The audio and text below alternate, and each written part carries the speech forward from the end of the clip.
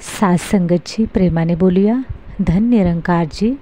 सात्संगतजी, दान हे कशा प्रकारे असावं, दान कसे करावे म्हणजे त्यातून आपल्याला सुख मिळेल. दान कशाला म्हटलेलं आहे? जे आपण अंतर्मनातून शुद्ध भावनेने करतो त्याला म्हटलेलं आहे दान.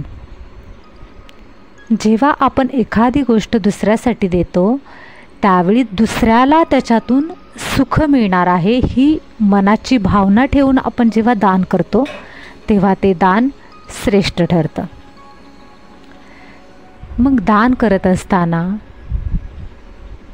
जो परमात्म्याने जे कायदे निर्माण केले आहेत, या सृष्टीमध्ये राहत असताना काही कायदे निर्माण केले आहेत किंवा आपल्या वेदांमध्ये सुद्धा सांगितलेलं आहे की दान हे कसं करावं, किंवा दानाचं महत्त्व सांगत असताना वेदांमध्ये असं सांगितलं आहे की दे दान तो छुटे ग्रहण. आपल्या जीवनामध्ये जर दुःख आहे आणि आपल्याला दुःख कमी करायचे, आपली भोगना कमी करायची, आपल्या सभोवताली आपल्याला दुःख मिळते, ते दुःखाची तीव्रता आपल्याला कमी करायची, तर त्याच्यासाठी दान करणं हा सर्वश्रेष्ठ उपाय आहे.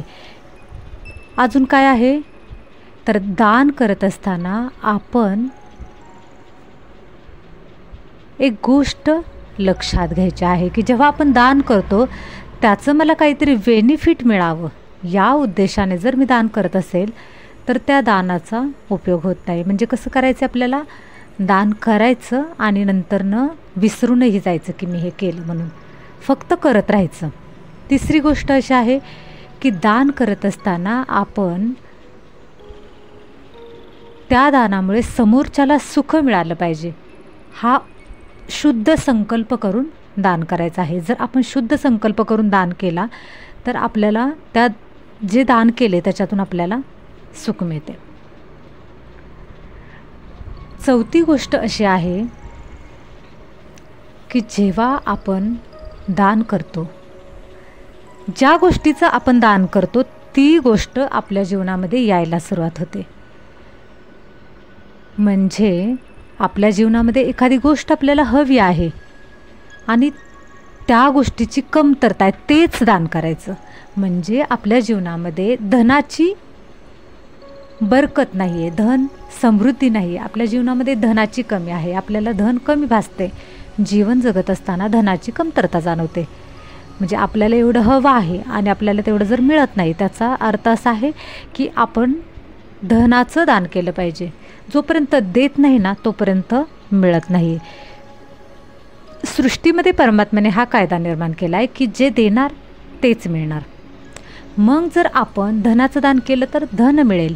ज्याला धन हवं आहे त्यांनी धनाचं दान करायचं. मग धनाचं दान करत असताना आपण कुठे कुठे दान करू शकतो तर आपण एखादं मंदिर असेल त्या मंदिरामध्ये दानधर्म करू शकतो. कारण त्या ठिकाणी छान छान प्रसादी असते, अनेक लोकांना प्रसाद मिळतो, तिथे परमात्म्याचे कार्य असते. अशा ठिकाणी आपण दानधर्म केला तर त्याचं पण फळ आपल्याला चांगलं मिळतं. कारण आपण जे धन दान केले त्याच्यातून अनेकांना समाधान मिळत असतं. कितीतरी असे लोक त्याच्यामध्ये असतात की उपाशी असतात, ज्यांना अन्न मिळत नाही, चवीचं अन्न मिळत नाही, प्रसाद मिळत नाही, त्यांना ते मिळत राहतं. आणि मग त्याच्यामुळे काय होतं, आपल्याला आपल्या जीवनामध्ये बरकत यायला सुरुवात होते, धनाची बरकत यायला सुरुवात होते. असं आपण धनाचं दान अजून कुठे करू शकतो? सत्संगमध्ये. आपण सत्संगमध्ये महाप्रसाद असतो त्याच्यासाठी आपण तिथं धनाचं दान करू शकतो. किंवा आपण अशा लोकांच्या मध्ये जाऊ शकतो की जसे की एखादे अनाथाश्रम आहेत, परत अनाथाश्रमामध्ये आपण त्या ठिकाणी जाऊन त्यांची सेवा करू शकतो, त्यांना वस्त्र दान करू शकतो, त्यांना खाऊ देऊ शकतो. जितकं होता होईल एवढं आपण जर धनाचं दान करत राहिलो ना की धनाची बरकत आपल्या जीवनामध्ये येते. जिथे जिथे संधी मिळेल तिथे तिथे दान करत राहायचे, मग आपल्या जीवनामध्ये धनाची बरकत येणार आहे.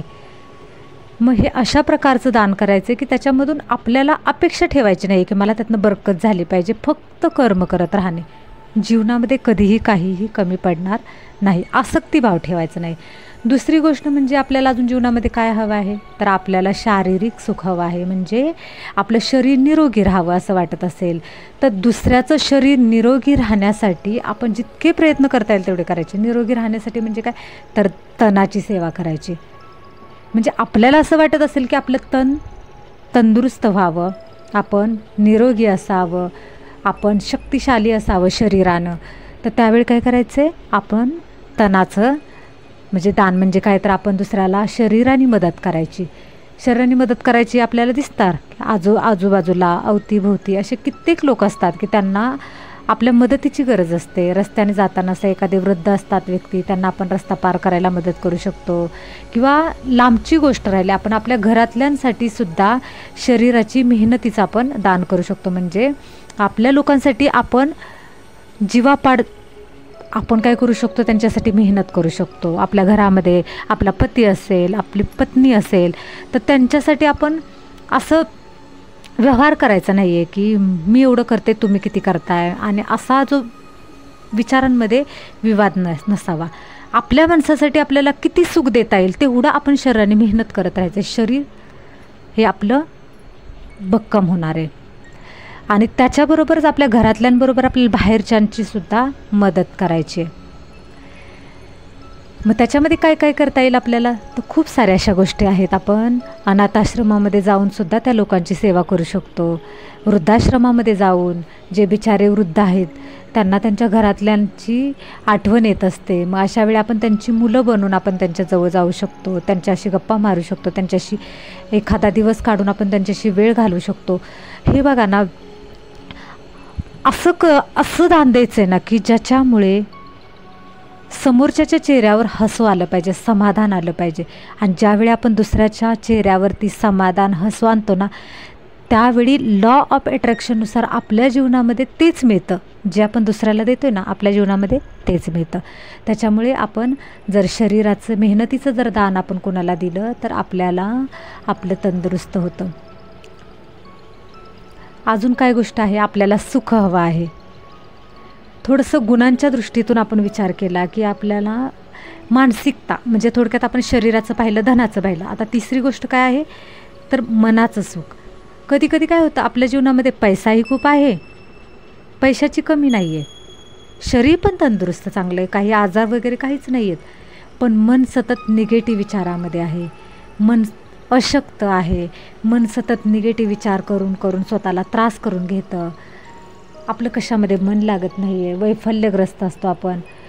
मग आपण काय करायची सेवा, जे दुसरे असे काही लोक आहेत जे मनाने डिप्रेस आहेत, भले कधी कधी काय होतं माहिती आहे का, आपण निगेटिव्ह स्थितीमध्ये असतो पण आपण दुसऱ्याला मात्र छान पद्धतीने निगेटिव्ह गोष्टीतून बाहेर काढू शकतो. मग आपल्याला ही सेवा करायची, याचं दान द्यायचं. कशाचं, तर दुसऱ्याला मनोबल वाढवण्यासाठी आपल्याला जितकं ज्ञान ग्रहण करता येईल तेवढं ज्ञान आपण ग्रहण करायचं आणि इतरांना आपण त्याच्यातून त्या डिप्रेसमधून बाहेर काढण्यासाठी, सकारात्मक बनवण्यासाठी जितकं होता होईल प्रयत्न करायचा. दुसऱ्याला निगेटिव्ह करायचं नाही, डिप्रेसमध्ये आणायचं नाही, तर दुसऱ्याला आपल्याला सकारात्मक बनवता आलं पाहिजे. आपण त्याला दुःखातून बाहेर काढण्यासाठी मदत केली पाहिजे, त्याला मनानं शक्ती दिली पाहिजे, आपण त्याच्यासोबत राहिलं पाहिजे, प्रेरणा दिली पाहिजे, त्याला पॉझिटिव्ह केलं पाहिजे, सकारात्मक केलं पाहिजे आपण त्याला. त्यावेळी काय होणार आहे, आपली मनाची सेवा होणार आहे.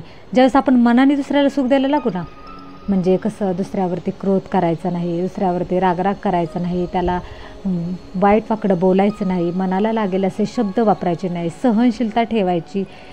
मग आपण काय करायचे, या ठिकाणी आपल्याला मनाला आपल्या सकारात्मक बनवायचे आणि मनाला सकारात्मक बनवत असताना आपण दुसऱ्याला सुख द्यायचे. जर आपण दुसऱ्याला सुख दिलं तर आपल्या जीवनामध्ये सुद्धा सुखच मिळणार आहे. मग आपण काय करायचे, मनातून दुसऱ्याला सुख द्यायचे. कधी कधी काय होतं, एखादी व्यक्ती लांब असते आपल्यापासून आणि ती आपल्याबद्दल निगेटिव्हच विचार करते, असंही बऱ्याच वेळा होतं. मग त्याला आपण काही जरी त्याच्यासाठी चांगलं केलं ना तरी त्याला आवडत नाही. मग आपण मनाच्या लेवलमध्ये संकल्प करू शकतो. संकल्प पण कसे, आपण शुभ भावना त्या व्यक्तीसाठी देऊ शकतो की हे प्रभू परमात्मा, हे निरंकार दातार, हे महादेवा, हे श्रीकृष्णा, ज्या पण आपण देवाला मानत आहे त्याचं आपण काय करू शकतो, नाव घेऊन आपण सांगू शकतो की त्याला सद्बुद्धी दे, त्याच्या जीवनामध्ये त्याला सुख मिळू दे, मनशांती मिळू दे, त्याच्या जीवनामध्ये धनाची बरकत होऊ दे. दुसऱ्याचं धन जर वाढत असेल तर ईर्ष्येची भावना, जलसी भावना नसावी. कधी कधी होतं काय की दुसऱ्याचं धन वाढते, धनाची बरकत होते ना आपल्या जीवनामध्ये बरकत होत नाही आहे. तर आपला काहीतरी जुना हिसाब किताब असतो की ज्याच्यामुळे आपण काहीतरी पापकर्म करून आलेलो असतो, त्याच्यामुळे आपल्या जीवनामध्ये कधी कधी धनाची बरकत होत नाही. पण दुसऱ्याची होत असते झटपट, कारण त्याचं काहीतरी पूर्वसंचित असतं, पूर्वकर्म असतं, ते छान असतं, म्हणून त्याच्या जीवनामध्ये बरकत होते. आपण काय करायचे, दुसरा जर धनवान बनतो ना तर त्याच्याबद्दल मनामध्ये अतिशय शुद्ध भावना ठेवायची की किती छान आहे ना, किती त्याच्यामध्ये कला आहे, किती छान त्याच्या जीवनामध्ये सुंदर धनाची प्राप्ती होते. ज्यावेळेस आपण दुसऱ्यावरती न जलसी करता आपण जर त्याचं कौतुक करत असाल, त्याच्याबद्दल आपल्या मनामध्ये जर भावना चांगली असेल ना, तर आपल्या जीवनामध्ये पण धन बरकत व्हायला सुरुवात होते, धनाची बरकत आपल्या जीवनामध्ये व्हायला सुरुवात होते. म्हणून ज्या आपल्या मनामध्ये ज्या निगेटिव्ह भावना आहेत ना, म्हणजे निगेटिव्ह भावना कोणत्या आहेत तर विकारी भावना, काम, क्रोध, लोभ, मोह, मत्सर, हे मुख्य 5 विकार आहेत. याच्यामधून काय होतं, हे जे विकार आहेत या विकारांना ज्यावेळेस आपण आपल्या जीवनामध्ये आणतो ना, त्यावेळेस आपल्या जीवनामध्ये अधोगती व्हायला सुरुवात होते. कारण कधी कधी काय होतं, एखादी व्यक्ती विकारी आहे, आपल्याला वाटतं त्याच्या जीवनामध्ये धनाची बरकत आहे, पण त्या व्यक्तीला मानसिक सुख अजिबात नसतं, कारण ती मनातून अतिशय खोकले असते, खाली पण तिच्या मनामध्ये असतं, सतत दुःखी असते. कधी कधी एखादी व्यक्ती आपल्याला दिसले धनवान आहे आणि खूप हसत खेळत आहे, पण ती वरवर हसत असते. आपल्या अंतःकरणातनं खुशी असली पाहिजे आपल्याला, आणि त्या अंतःकरणातनं खुशी मिळण्यासाठी आपल्याला काय करायचं आहे, शुद्ध सात्विक भावनेनं आपल्याला दान करायचे. आणि दान करत असताना एकच गोष्ट ध्यानात ठेवायची, आपण जी गोष्ट दुसऱ्यासाठी करतोय ना त्याच्यामुळे त्याच्या चेहऱ्यावरती सुखाचं, समाधानाचं हसू आलं पाहिजे. मग या गोष्टीमध्ये दिखावाही नाही पाहिजे. आपण कधी कधी काय करतो की एखाद्याला सुख देण्यासाठी आपण त्याला हवी ती गोष्ट देतो, दिखावा म्हणून करतो, आणि नंतर ना आतल्या मनात झुरत असतो की माझं पैसे गेले, मला त्याच्यासाठी मी उगाचच केलं, माझं असं झालं, माझं तसं झालं, ते काही व्यक्ती एवढी चांगली बी नव्हती तरी पण मी केलं, असं. म्हणजे आतून तर आपण त्या व्यक्तीबद्दल पूर्ण निगेटिव्ह आहोत, त्या व्यक्तीबद्दल मनामध्ये अतिशय वाईट भावना आहे, आणि वरवर तर आपण त्याला सुखी करण्याचा प्रयत्न करतो. पण ज्यावेळी आपलं जे आपण आतून विचार करतो ते व्हायब्रेशन आपण त्या व्यक्तीपर्यंत पोचत असतं ना, त्यावेळेस त्या व्यक्तीच्या मनामध्ये म्हणजे त्यांना असं वाटतं ह्याने आपल्यासाठी तर केलं खरं, पण हा व्यक्ती काही चांगला वाटत नाही, मला तर नाही. मग तो निगेटिव्हच विचार करणार आपल्याबाबत, कारण आपलं मूळ अंतःकरणातनं जे व्हायब्रेशन निगेटिव्ह आहे ना ते त्याच्यापर्यंत पोचत असतं. म्हणून ज्यावेळेस आपण ज्या गोष्टीचं दान करतोय ना त्यावेळेस लक्षात ठेवायचे, शुद्ध भावनेने दान करायचे. मग ते धनाचं असो, तनाचं असो, मनाचं असो. आपण दुसऱ्याला सुख दिलं, सुख मिळणार. आपण दुसऱ्याला प्रेम दिलं, प्रेम मिळणार. ज्या व्यक्तीला जीवनामध्ये प्रेम हवं आहे त्याने प्रेमाचं दान द्यायचं, म्हणजे दुसऱ्यावर जीवापाड प्रेम करायचं. स्वतःवरती प्रेम करून मग इतरांवरती प्रेम करायचं. स्वतःवरती प्रेम करणं म्हणजे काय, स्वतःबद्दल आदर असावा, आदरयुक्त भावना असावी की मी स्वतःबद्दल निगेटिव्ह विचार कधी करू नका, मी असाच आहे, मी तसाच आहे. नाही, मी एक श्रेष्ठ आत्मा आहे, मी प्रेम स्वरूप आत्मा आहे, माझ्यामध्ये अपार प्रेम आहे, मी सगळ्यांशी खूप छान वागतो. असंच चांगले संकल्प करा. भले आपल्यामध्ये असे निगेटिव्ह संकल्प येत असतील की मी असं आहे तसं आहे तसं आहे, आणि आपलं पण आपल्याला माहिती असतं की आपल्यामध्ये खूप कमी कमजोरी, पण तरीसुद्धा चांगले संकल्प द्यायचे. स्वतःवरती जीवापाड प्रेम करायचं, इतरांवरती जीवापाड प्रेम करायचं. ज्यावेळी आपण इतरांवरती जीवापाड प्रेम करणार ना त्यावेळेस आपोआपच आपल्या जीवनामध्ये प्रेमाची बरकत व्हायला सुरुवात होते. सुख दिलं तर सुख मिळणार, प्रेम दिलं तर प्रेम मिळणार, आनंद दिला तर आनंद मिळणार. ह्या 3 गोष्टी कायम लक्षात ठेवा. सुखाचं जर आपल्या जीवनात सुख हवं आहे तर सुखाचं दान द्या, प्रेम हवं आहे तर प्रेमाचं दान द्या, आणि आनंद हवा आहे तर आनंदाचं दान द्यायचे. दे दान तो छुटे ग्रहण. ज्या गोष्टीचं ग्रहण लागले ना, जी कमी कमजोरी आपल्या जीवनामध्ये ना त्याचं दान द्यायला सुरुवात करा. हा एकच फॉर्म्युला आजच्या व्हिडिओमध्ये आपण ध्यानात ठेवायचा आहे. आणि मग बघा तुमच्या जीवनामध्ये किंवा माझ्याही जीवनामध्ये, आपल्या सर्वांच्या जीवनामध्ये आनंद का येत नाही, सुख समाधान शांती का येत नाही. सुख समाधान शांतीचं रहस्य आहे, जे देणार तेच मिळणार. आजपासून एक लक्षात ठेवूयात आपण सगळ्यांनीच. रोज असं कर्म करायचं ना, एक कर्म आपलं असं असलं पाहिजे ना की त्या कर्मामध्ये दुसऱ्याला सुखच मिळालं पाहिजे, दुःख द्यायचंच नाही हे ठरवायचं. आणि अतिशय शुद्ध प्रेम करायचं आहे, पुढच्याला आनंद द्यायचा आहे. भरभरून आनंद द्या, भरभरून सुख द्या, भरभरून प्रेम द्या, हृदयातून द्या, अंतकरणातनं द्या.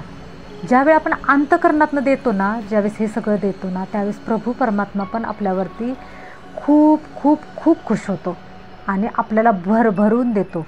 हा माझा पक्का विश्वास आहे. मी माझ्या जीवनामध्ये हा 100% अनुभव घेतलेला आहे. ज्यावेळी मी सुख दिले, प्रेम दिले, आनंद दिले ना, त्यावेळेस माझ्या जीवनामध्ये प्रेम, सुख आणि आनंदच मिळाला आहे. पण मी ज्यावेळी दुसऱ्याला दुःख दिले ना, त्यावेळेस जीवनामध्ये दुःखच आले. त्याच्यामुळे ही जी प्रेमाची, सुखाची व्याख्या आहे ना, किंवा हे जे दानाचं रहस्य आहे ना, ते स्वतः मी जाणून घेतले आणि मी माझ्या जीवनामध्ये सुद्धा हे अनुभवते. आणि तुम्हीसुद्धा तुमच्या जीवनामध्ये अनुभवा आणि तुमचा नंतर अनुभव शेअर करा, जरूर शेअर करा की तुम्ही सांगितलेल्या ह्या गोष्टी मी माझ्या जीवनामध्ये पाळल्या आणि माझ्या जीवनामध्ये अपार अपार आनंद आला आहे. आणि अतींद्रिय सुख, सच्चिदानंद, परमानंद तेव्हाच मिळतो. तुमच्या जीवनामध्ये स्वतःलाही दुःख देऊ नका, स्वतःवरही क्रोध करू नका, स्वतःलाही कमी लेखू नका, स्वतःवरही जीवापाड प्रेम करा आणि इतरांवरही जीवापाड प्रेम करा. अतिशय आनंद, सुख मिळणार आहे. खूप छान आहे. हे ज्ञानाचं रहस्य आहे, हे सत्य ज्ञानाचं रहस्य आहे. हे सत्य ज्ञानाचं रहस्य आज आपण या व्हिडिओमधून शिकलो. सत्संगची इथेच थांबूया, प्रेमाने बोलूया. धन्य निरंकारजी.